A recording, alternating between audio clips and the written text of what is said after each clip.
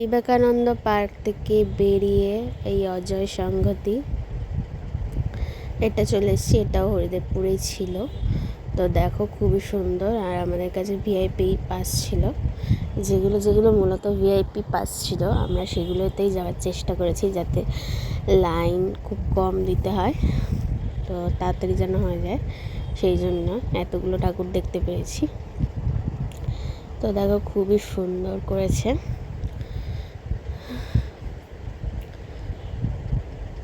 এই যে ভিতরটা অপূর্ব সুন্দর। আর এখানে দেখো একজনের বেলুন আটকে গেছে, একটা বাচ্চা বেলুন ছেড়ে দিয়েছে, গ্যাস বেলুনগুলো যেগুলো হয় ওগুলো ছেড়ে দিয়েছে, বেলুন আটকে গেছে, নামানোর চেষ্টা চলছে। তো দেখো এখানে একটা মা আর বাচ্চা, মানে যে চাষের জমিতে চাষ করে, তো সেটাই কিভাবে করে, কত কষ্ট নিয়ে করে সেটাই দেখানোর চেষ্টা করেছে। এই যে এখানে ধান কাটছে, ফসল কাটছে, মাটি খুঁড়ছে, সবই দেখাচ্ছে। তো মায়ের প্রতিমাটাও খুবই সুন্দর হয়েছে। তো চলো দেখো, খুব ভালো।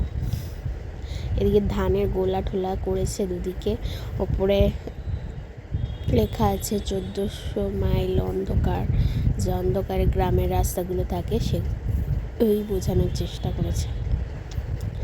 তো চলো দেখা হচ্ছে নেক্সট একটা ভিডিওতে। টাটা।